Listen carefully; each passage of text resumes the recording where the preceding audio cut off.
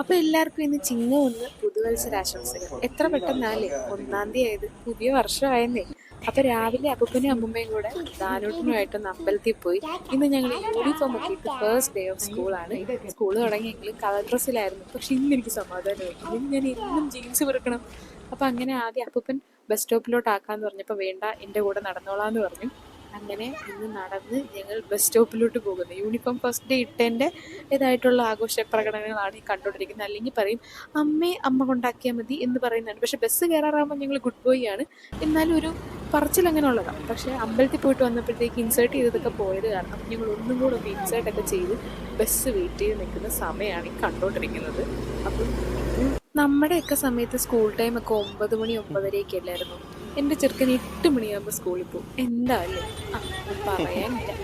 Bus വന്നു, ബസ്സിൽ കയറി, എൽസമ്മാൻ്റിയെ കണ്ടു, ഞങ്ങൾ ഹാപ്പി. അപ്പം ഫ്രണ്ട്സും ചേട്ടന്മാരും ഒക്കെ ഉണ്ടായിരുന്നു. ചേട്ടന്മാരെയൊക്കെ കണ്ടപ്പം ഡബിൾ ഹാപ്പി. ഞങ്ങൾക്ക് സ്ഥിരം ഒരു സീറ്റുണ്ട്, ആ സീറ്റിൽ ഞങ്ങൾ ഇരിക്കും.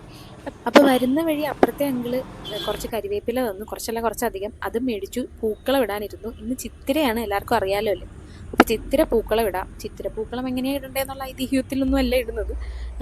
ഉണ്ടായിരുന്ന പൂക്കൾ കൊണ്ട് ഇട്ടു. ഇന്നലത്തെക്കാട്ടിലും പൂക്കൾ ഇന്ന് കുറവാണ്. അതുമല്ല, എനിക്കിന്ന് നേരത്തെ പോകണം. ഇത്രയും സീരിയസ് ആയിട്ടിരുന്ന് അത്തപ്പൂ ഇടുന്നത് ഞാൻ മാത്രമേ കാണത്തുള്ളായിരിക്കും അല്ലേ? നിങ്ങളിങ്ങനെയാണോ അത്തപ്പൂ ഇടുന്നത്? ഇത് വേറൊന്നും അല്ലെന്നേ, കുറേ കാര്യങ്ങൾ ഇങ്ങനെ ആലോചിച്ചുകൊണ്ടിരിക്കുക. ഓണപ്പരിപാടി ആയില്ലേ? ദാനൂട്ടിൻ്റെ ഓണപ്പരിപാടി എന്നായിരിക്കും? എന്തൊക്കെയൊക്കെ ഞാനിങ്ങനെ ആലോചിച്ചുകൊണ്ടാണ് അത്തം ഇട്ടുകൊണ്ടിരിക്കുന്നത്. പിന്നെ ഉള്ള പൂക്കളം കൊണ്ട് എത്രയും പെട്ടെന്ന് അത്തം ഇട്ട് എഴുന്നേക്കണം. പിന്നെ ഡിസ്റ്റർബ് ചെയ്യാൻ എൻ്റെ പാവം ദാനൂട്ടൻ ഇല്ലാത്തതുകൊണ്ട് പെട്ടെന്ന് കലാപരിപാടികൾ നടക്കുന്നുണ്ട്. പിന്നെ കുഞ്ഞത്തമായത് കാരണം പെട്ടെന്ന് കലാപരിപാടി നടന്നു എന്നും വേണേൽ പറയാം. പക്ഷെ കൊള്ളാമല്ലേ, കുഞ്ഞിതാണെങ്കിലും നല്ല ഭംഗിയായിട്ടുണ്ട്. ചെറുതാണെങ്കിലും ഭംഗിയുള്ളതാണെന്ന് എൻ്റെ ചേട്ടനും പറഞ്ഞു, എൻ്റെ അച്ഛനും പറഞ്ഞു. അപ്പോൾ അത് കള്ളക്കർക്കിടകം പോയിട്ട് ഇന്ന് പൊന്നിൻ ചിങ്ങം വന്നിരിക്കുകയാണ്. എത്ര പെട്ടെന്നല്ലേ പുതിയൊരു വർഷമായത്. ഇന്ന് മലയാള മാസം 1-ാം തീയതിയാണ്. അപ്പോൾ ഇന്ന് 2-ാം ഓണമായത് കാരണം ചെറിയൊരു അത്തമൊക്കെ ഇട്ടു. ദാനൂട്ടിന് പോകണമായിരുന്നു. അപ്പോൾ ദാനൂട്ടൻ പോയി. അപ്പോൾ ഇനി എനിക്ക് ഓഫീസിൽ പോകണം. അപ്പോൾ ബാക്കി കലാപരിപാടിയൊക്കെ ആയിട്ട് പിന്നെ ഓക്കെ ബൈ. പിന്നെ റെഡിയാവാൻ റൂമിൽ വന്നു. രാവിലെ കിട്ടിയ തലയെക്കെട്ട് വരെ അവിടെ ഇരിക്കുകയാണെന്ന് പറഞ്ഞ് അച്ഛൻ അവിടെ പറയുന്നുണ്ടായിരുന്നു. അപ്പോൾ റെഡിയാവാനായിട്ട് വലിയ കലാപരിപാടിയൊന്നുമില്ല.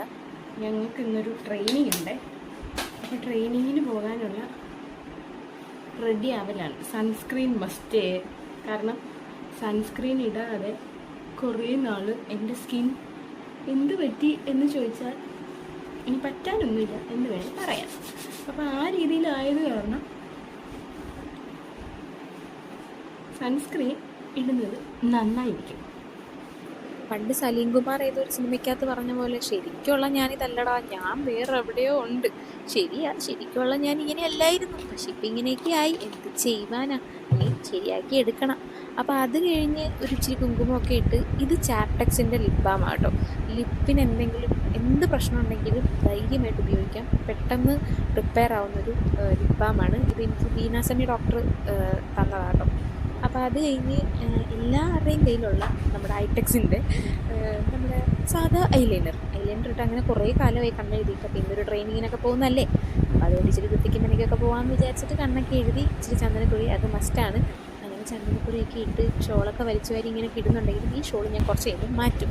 എനിക്ക് ഒട്ടും കംഫർട്ടല്ലാത്തൊരു ഷോളായതുകൊണ്ട് പിന്നെ ഞാനതൊന്ന് മാറ്റി ID കാർഡ് ഇട്ടു.